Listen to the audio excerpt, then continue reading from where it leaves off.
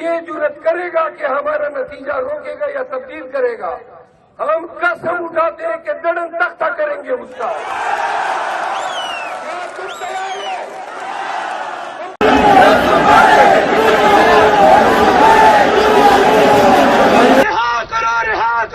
किधर किधर हालात खराब है। ये एक्चुअली आपके, एंड लेट मी से दिस, ये आपके इंतखाबी सिस्टम के ऊपर ना एक तमाचा है। आपको पूरे पाकिस्तान में इंटरनेट बंद करने की जरूरत है। इंटरनेट बंद किया गया, रात को लेट नाइट ऑर्डर्स आए। नाज़रीन इकराम, पाकिस्तान की 76 साल तारीख की बदतरीन धांधली ज़दा रात। सबसे इंपॉर्टेंट बात यह है कि रिजल्ट अभी तक नहीं आया।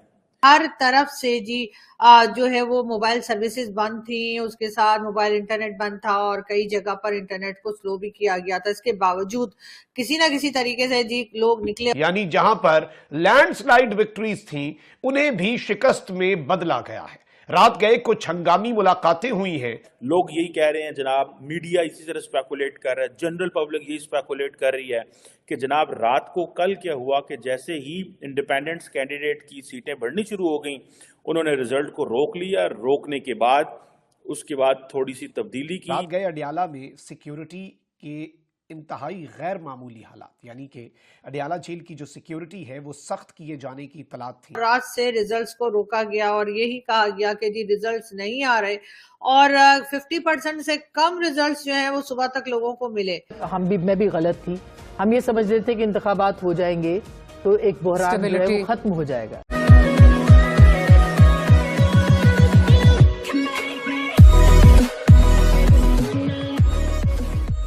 नमस्कार दोस्तों, पाकिस्तान के अंदर जो इलेक्शन हुए उसके बाद जो कोहराम मचा है, कई लोग ये कह रहे हैं कि पीटीआई जीत रही थी, क्योंकि पीटीआई उसकी पार्टी तो इलेक्शन नहीं लड़ रही थी, लेकिन उसके जितने बंदे थे वो इंडिपेंडेंट ही लड़ रहे थे।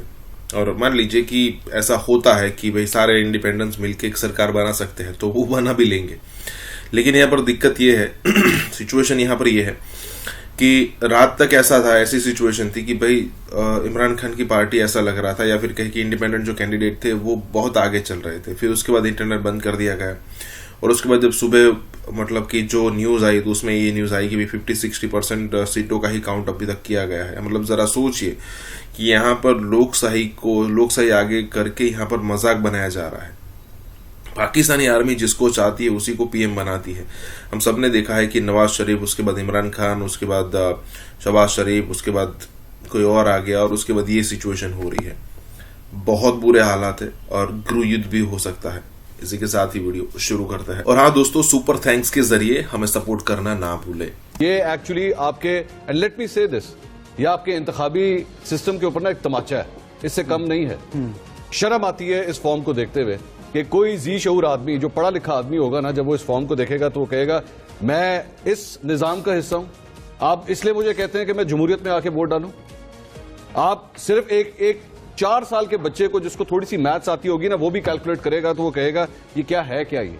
मतलब मैं ये बेसिकली ये वो हल्का है जहां पे मैं खुद पैदा हुआ हूं। NA 130 में मैं पैदा हुआ, मैंने अपना बचपन सारा वहां पे गुजारा।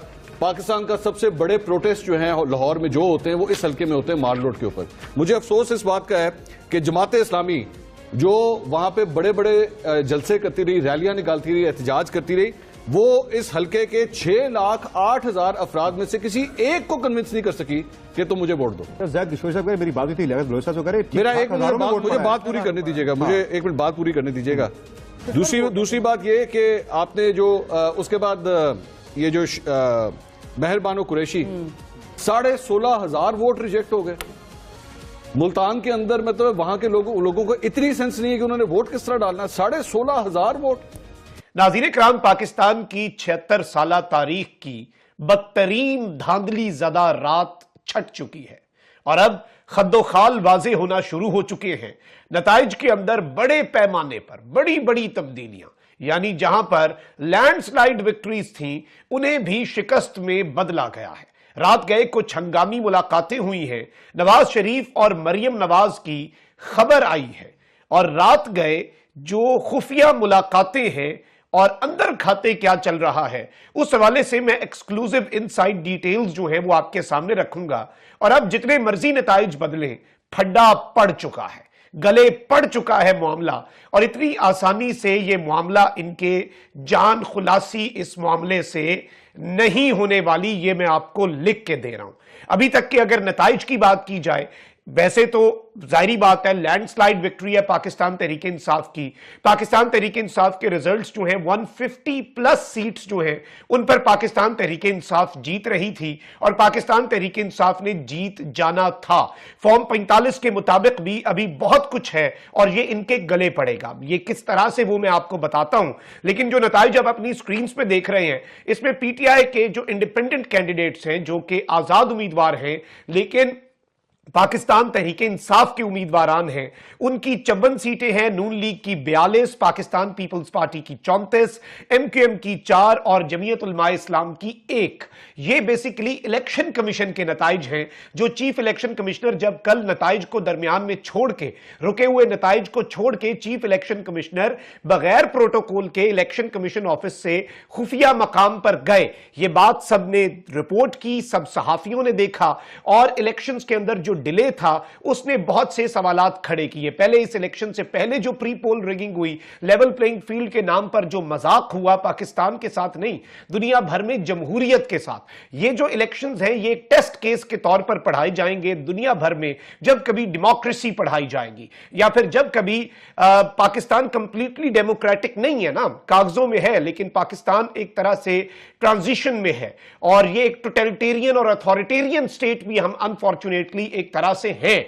तो ये बेसिकली पढ़ाया जाएगा दुनिया के अंदर, इस पे थीसिस लिखे जाएंगे, इसे एक टेस्ट केस के तौर पे इस इलेक्शन को, कि किस तरह से अब इस मुल्क के अंदर एक और ताकतवर हल्का है जिसने क्लेम किया है कि we are the establish. Imran Khan की पार्टी के बाद अब नवाज शरीफ साहब जो है वो जीतना शुरू हुए। कई जगह से नवाज शरीफ और उनके कई साथी, बड़े साथी जो हैं वो हार गए, मगर अब आहिस्ता आहिस्ता करके ये हो रहा है कि दोबारा से एक बार फिर नवाज शरीफ साहब जो हैं वो जीतते हुए दिखाई हमें दे रहे हैं।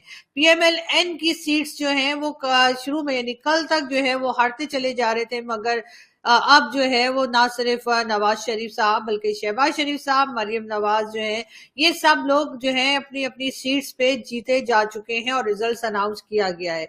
पूरी तरह से कंप्लीट रिजल्ट आने में यकीनन शाम तक का वक्त हमें चाहिए होगा, लेकिन ये जरूर है कि कहीं ना कहीं शायद एस्टैब्लिशमेंट या वो लोग जो पॉलिसी मेकर्स हैं, जो गवर्नमेंट लाते ले जाते हैं, वो ये बताने की कोशिश कर रहे हैं कि जी जो भी गवर्नमेंट आएगी वो बहरहाल उन्हीं के अंडर रहेगी। इसीलिए शायद नवाज शरीफ को ये भी बताया जा रहा हो कि आप ज्यादा खुश मत होइए, अगर इमरान खान जेल में है तब भी इमरान खान के लोगों को हम जितवा सकते हैं, या तब भी इमरान खान के लोग जीत सकते हैं। जाहिर है जब से इमरान खान जेल गए हैं तो बहुत से लोगों की जो हमदर्दी है वो इमरान खान के साथ हो गई है, और लोगों का ख्याल यही है कि इमरान खान के साथ गलत हुआ है और इमरान खान को इस तरह से अरेस्ट नहीं करना चाहिए था। अब अगर अरेस्ट कर ही लिया है तो एक के बाद एक केसेस जो उनके खिलाफ बनाए गए वो भी कहीं ना कहीं जाकर इमरान खान को फेवरेट ही बना रहे हैं। मगर ये भी कहना है कि अगर इमरान खान की पार्टी जो है बहुत ज्यादा पावर में आ गई, ज्यादा लोग जीत भी गए, तब भी हो सकता है इमरान खान को एज अ प्राइम मिनिस्टर नहीं लाया जाएगा।